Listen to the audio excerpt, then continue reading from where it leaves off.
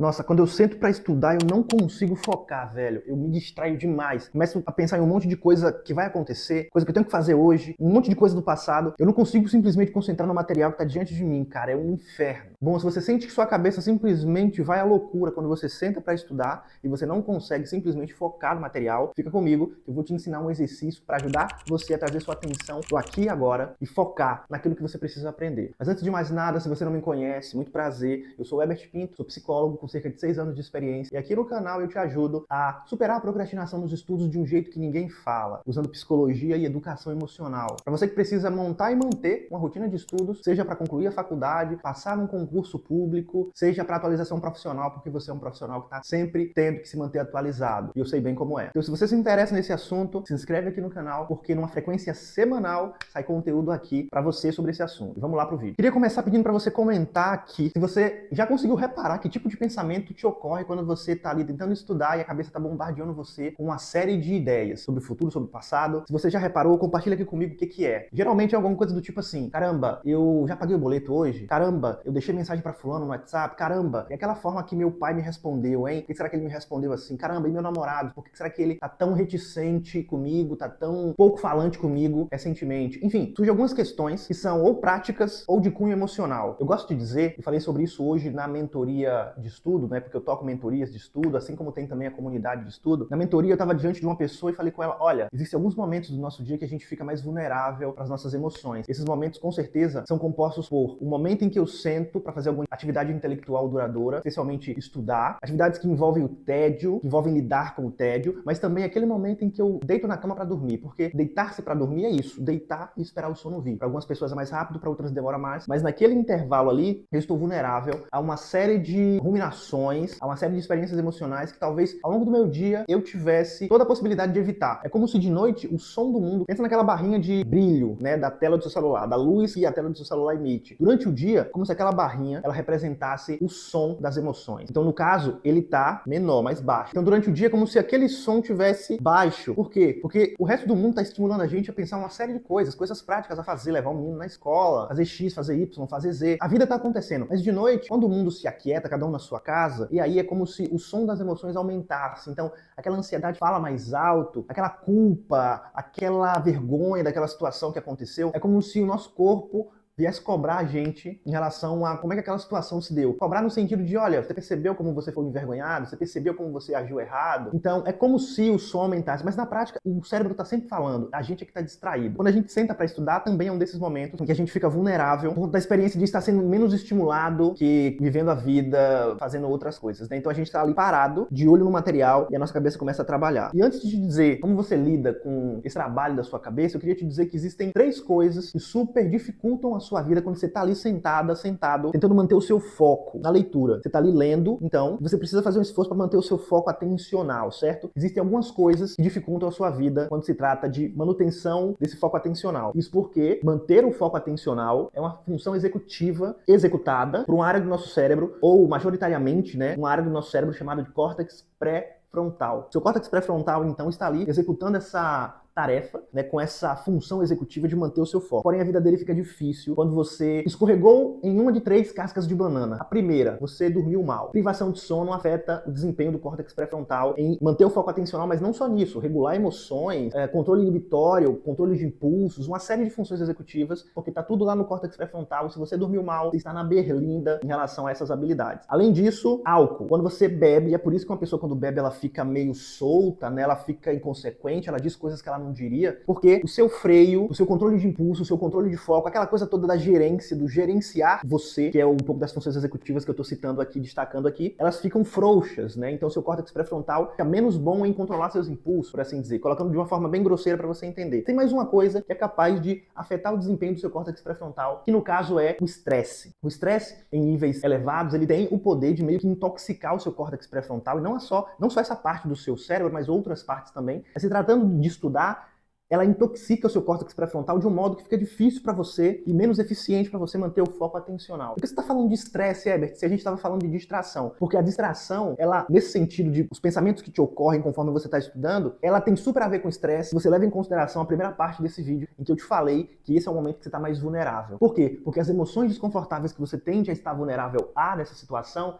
tendem a ser emoções como culpa, ansiedade, vergonha. Sendo desconfortável, ela é necessariamente uma experiência de estresse. O que eu posso te dizer então é que, a depender de como você lida com aquele material diante de você, se aquele estresse ele é tamanho a ponto de tornar você especialmente estressado, olha, eu sentei para estudar, estou muito estressado com isso aqui, a minha ansiedade de performance é tão grande, a minha culpa por já não ter começado é tão grande, o meu medo de fracassar com isso aqui é tão grande que fica difícil manter o foco. E aí os pensamentos eles surgem e eles são a manifestação da culpa, da ansiedade, né, da vergonha, de outras emoções desconfortáveis.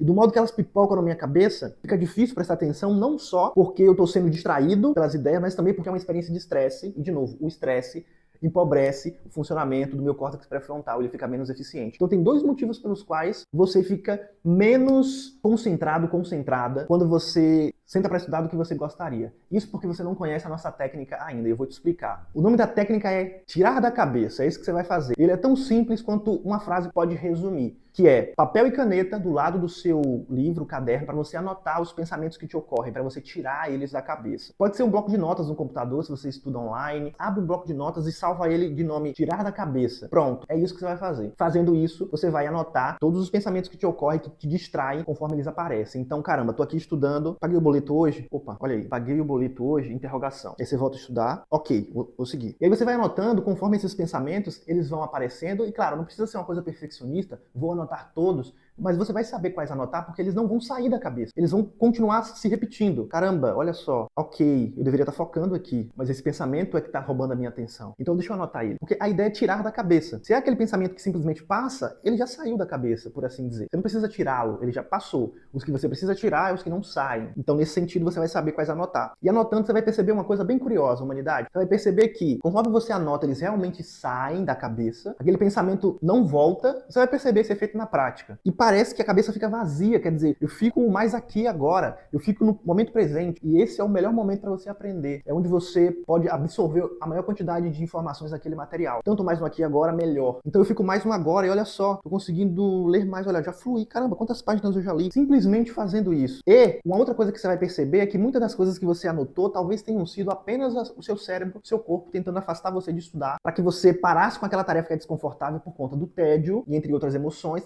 talvez a ansiedade que eu mencionei, talvez a culpa que eu mencionei, é só pra você parar de fazer aquilo. Ele tá inventando desculpa pra você parar de fazer uma coisa desconfortável. E tudo bem, ele só tá fazendo a função dele. Só que acontece que você precisa estudar. Tá desconfortável, mas eu tenho que tolerar. Eu quero aprender a tolerar esse tédio, tolerar esse estresse. E aí entra a humildade, né, de fazer isso aos poucos, de se respeitar, de entender quando é que tá demais, quando é que tá ok, de entender quando é que eu exijo um pouco mais de mim, quando é que eu preciso simplesmente me acolher. Essa humildade que eu tanto prego, que inclusive eu trago aqui na minha pulseirinha, que é a pulseirinha da galera da comunidade. Olha só, a pulseirinha do seu desafio é a humildade. Essa mensagem que eu trago aqui e que eu propagandeio na internet. Mas o grande ponto é que você talvez não concorde com o seu cérebro de que você deveria levantar e parar de estudar, mas ele tá ali tentando te proteger e por isso mesmo os pensamentos ocorrem. Olha, vai no banheiro. Olha, você lavou a louça. Olha, olhou no WhatsApp. Você respondeu fulaninho no WhatsApp. Tudo isso que seria estímulo para você. Opa, caramba, talvez eu devesse ter feito isso. E talvez você realmente devesse. Mas naquele momento a função disso é de esquiva. Na verdade, de fuga, né? Que é o termo técnico. Sair daquela situação desconfortável. E você vai dizer, ok, isso realmente é importante, deixa eu anotar. Quando eu terminar aqui eu vou ver, vou só voltar para estudar, terminar minha sessão e ok. E quando você se voltar, foi o que eu mencionei, você vai perceber que algumas coisas daquelas são úteis, práticas, realmente preciso pagar o boleto, venci hoje, realmente preciso comprar tomate para fazer, sei lá, macarronada, mas a maior parte disso aqui não é realmente importante. Não acho que a minha mãe ficou chateada comigo, a gente até conversou depois, por que esse pensamento me ocorreu mesmo? Não acho que